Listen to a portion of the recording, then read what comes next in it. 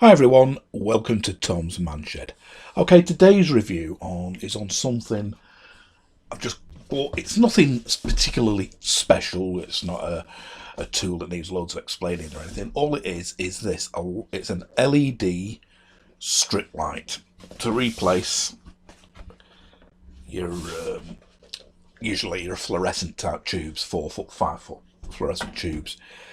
The reason I bought it is my loft, which I'll be showing you shortly, and excuse the mess up there.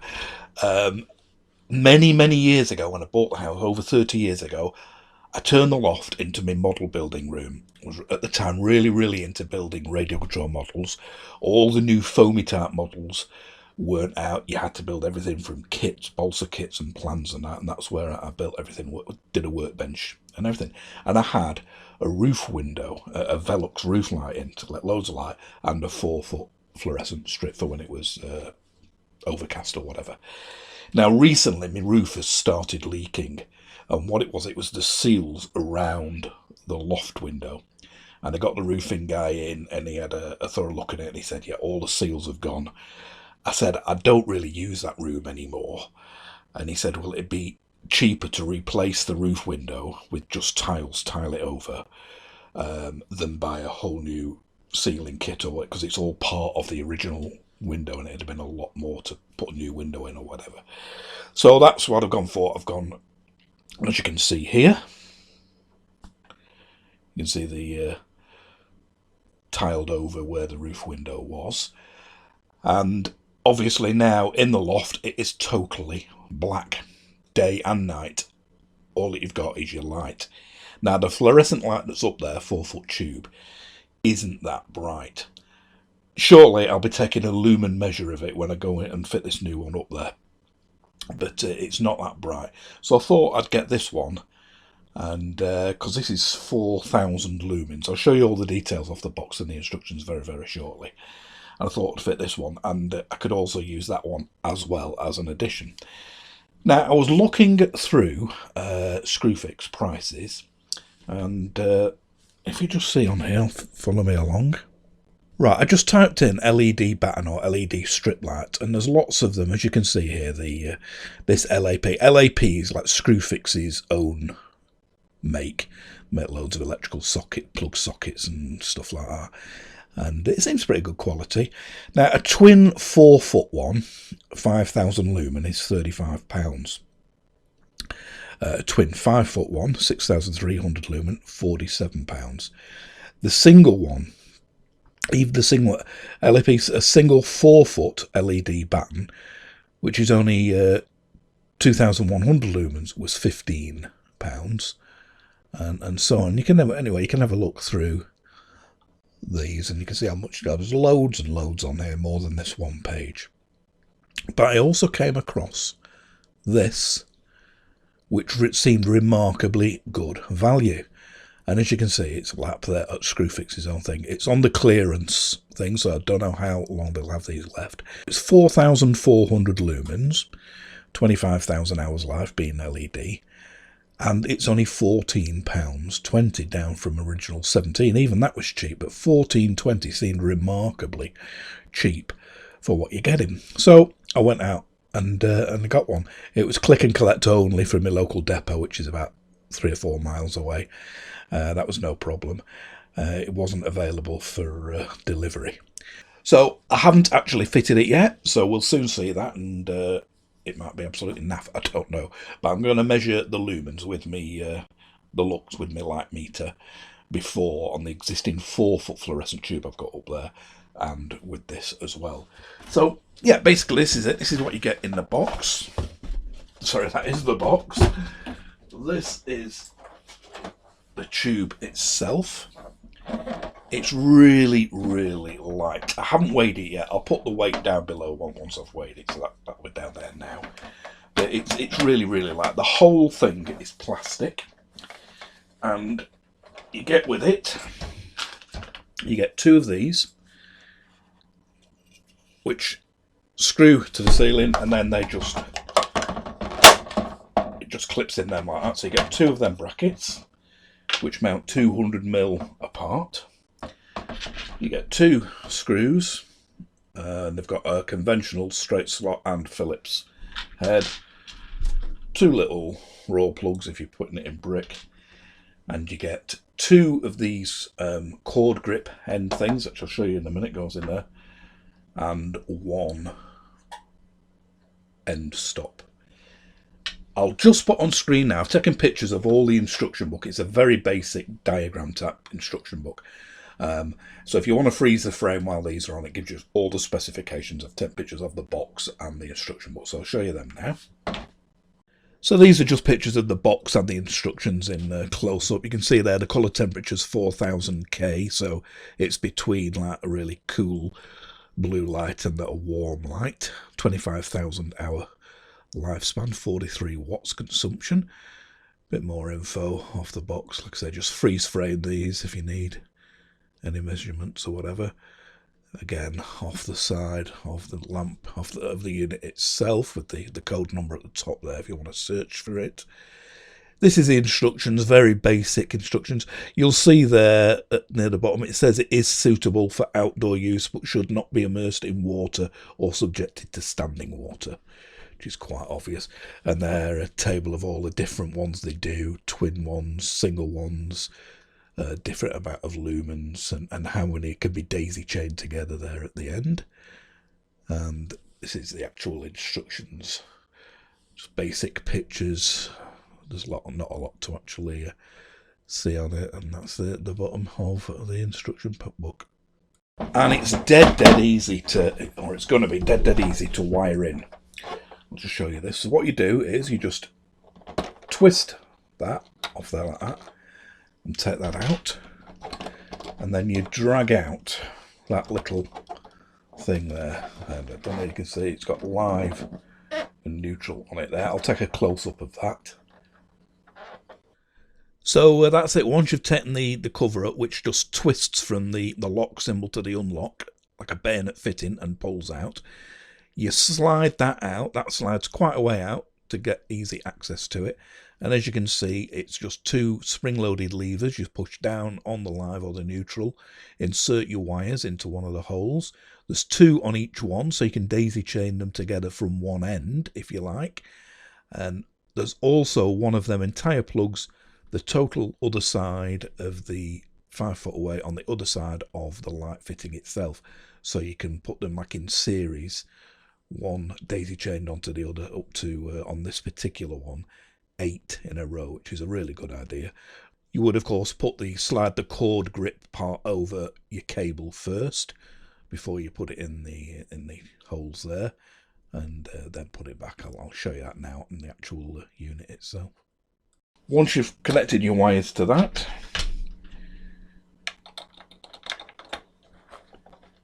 you would have that around your wire, your cord grip. So you'd put your wire through there. It's got a rubber washer that side, so that screws into there, right up against the rubber washer, and then you would tighten down this screw which grips. As you can see, it goes from quite a broad hole right down to a small one to grip the cord. Now you get 2 of them, so you could put your cable in one end, and then the other end of it is exactly the same. You've got the same thing in there, and you can, like I say, daisy chain them together. And again, if you look back at the instructions earlier on, I think on this particular one you can daisy chain up to 8 together. So you could extend the wires out to another one further along. If you're not daisy chaining it, you get this end cap, again with a rubber washer on, and that just screws in there like that. Again, as mentioned earlier on in the instructions, it is waterproof, so it is suitable for outside.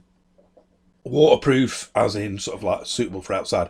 It says do not immerse in water. Obviously it's not waterproof underwater, and not for use in standing water, but totally rainproof, and so that's fine. And there's no holes anywhere like your normal fluorescent ones. As you know, this back is usually metal, and it's got like a keyhole slot here for your screws, and then you put it on, and then you put the rest of it up and clip it in. This is all one unit. I have tried to remove these end plates. There are two sort of rubber bungs, silicon bungs here, and there's a Phillips screw under each of them. But I undid it and nothing came loose. This end plate didn't come loose. So it seems it is a sealed unit. Yeah, 43 watts and 4,400 lumens, and the colour temperature is 4,000 Kelvin. So like I say, remarkably cheap at that price, at the clearance price. So how long they'll be in at clearance, obviously until they've all gone. So if you're going to get one, try and snap one up as early as possible, or you'll have to pay that higher price. So I'm going to go and fit it now in the loft, and I'll measure the lux output from my old 4-foot fluorescent tube compared to this, and we'll see how bright this is. I may be disappointed, like I said, I've not even wired it up yet. We'll have to see. Okay, just before I show you the footage, because fast forwarded about 2 hours now. I've been up, I've fitted the light, I've taken all the video and the stills pictures. But I thought I'd just explain the settings I've done on the camera. On the videos, I've left it all set on auto, so it will alter for different light levels. So you won't see much difference between the old one and the new one, because it'll be opening the aperture and slowing the shutter and that down to get perfect exposure for both. But what I've done on the stills is I've set it manually at f6.3 and 1/50th of a second. So you can see the difference in light output. You'll see the old pictures with the old tube a lot darker than the new ones. Now, any regular viewers and subscribers know I do waffle on a bit. So the first bit of the video is just showing you what a mess the loft is in. Like I say, I've not been up there really properly to build a model for donkey's years. But it's not usually this mess. All the stuff on the floor is from him fitting the roof the other week. Once I get everything sorted and tidied up, I'll give it a good hoover out and it'll be a nice model room again. So excuse the mess, but just concentrate on the light. Okay, so here I am in the loft, and I did say excuse the mess. This is just a totally neglected room. It's also got all the stuff on the floor that you can see here is from when he's took the roof window out and all the stuff. I haven't had a chance to clear it up yet, but I'm hoping to sort of like get more into model making again and get a bit of a flyable hanger together and electric stuff and get down the field more. So hopefully I might be using this room more. But you can see the sort of stuff I've got in here. Some vintage transmitters there, some really old 70s stuff, the oldies will know, little Jetex powered lightning. All these three are slope soarers, Vampire, Hunter and a Vulcan. Got a GB racer there, half made. This thing here is a quarter scale Aronca sedan plane, powered by a 22cc petrol engine when I get round to it. So that's the state of the room it is now. So I'm going to now take some pictures, and I'm going to set the camera on manual and a certain exposure so that you can see the difference in the two lights. So these are the pictures now, still pictures with all the controls set manually, and we're on f6.3 aperture and 1/50th of a second shutter speed. So that'll give you an idea, and this is with the existing 4-foot fluorescent tube. That's it pointed up at the tube. You can see it's just a single tube, 40-watt fluorescent tube. That's pointed directly at it. Again, same settings that are on screen for the f-stop and the shutter speed. That's pointing at the bench. Obviously that's the most important bit if I'm working on models or whatever, and the building board on there. That's the bit you want really bright. That was right under the original Velux roof window, but obviously no window now.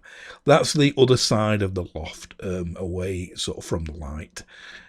Just that I use as a storage area at the moment for various things.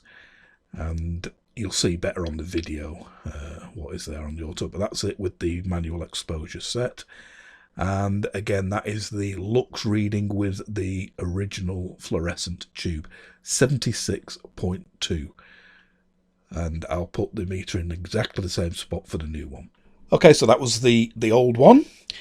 and which is now out and the new one in. So let's see the video, and again the pictures, remember, set at exactly the same shutter speed and exposure for the new twin LED light. So this is the new LED light in place. You can see the old one there leaning against the wall. Like I say, with the video being on auto, you might not notice much difference in light, but you can see it's a much better picture because there's so much more light now in the room that the camera can pick settings for a much crisper picture. And as I pan around over there, it's much, much brighter. With the naked eye, you can really see everything there where you struggled before with the old one. Okay, as shown on screen, this is the new light, the brand new LED one, with exactly the same shutter speed and aperture. And as you can see already, it looks a lot brighter. To the naked eye, it's chalk and cheese. You couldn't work with the old one. This is really, really bright. I would say at least twice as bright. So if you over to the left, again, tons and tons to sort out. There's all sorts, old Keelcraft Caprice wing there, all tissue cover that's gone. Stuff going back probably 30, 40 years or more.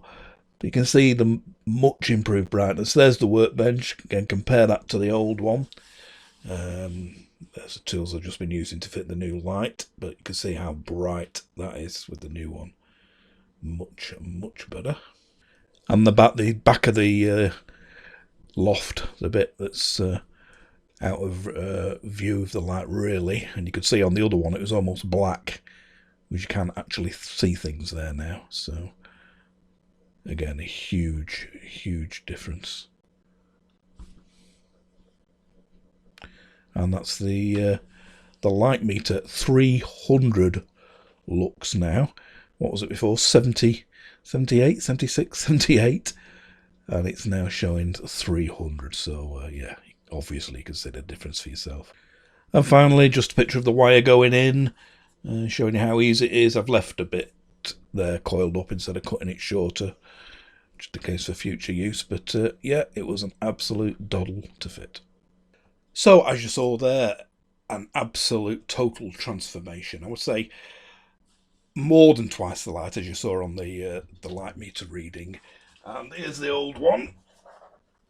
As you see, the old metal standard one. I've just weighed that. It's twice the weight of the other. It's nearly 2 kilograms. The other was like under 1, so it's almost exactly twice the weight of the other. So yeah, an absolute bargain. They're not a nice looking thing. It's not something you'd put in your kitchen or any nice room, but for like a loft room or a garage or a workshop, you don't want to put nice posh downlighters in for that. So a cheap way of getting tons and tons of light output with next to no running costs, and basically it'll outlive me 25,000 hours of that, and well, I hope it will. And so that's it, yeah. So I hope this has been of some use for you. I've got another review coming very, very soon. It's now Tuesday. On Thursday of this week, something is coming in Lidl's, which I've always wanted. It's not something I'm going to use very often, but for years and years and years now, I've always fancied one. And 20 years ago, when I was doing Robot Wars, I wish I'd have had one. So I've seen this one, and it seems a bargain price and a good spec. So if there's one in, I'm not telling you what it is. You'll have to wait till the next review. I'm going to get it, but it is something like that I've always wanted. So keep tuned for that. If you do like these reviews, subscribe by clicking the little shed icon here. And I'll catch you very, very soon for the next one. Bye for now.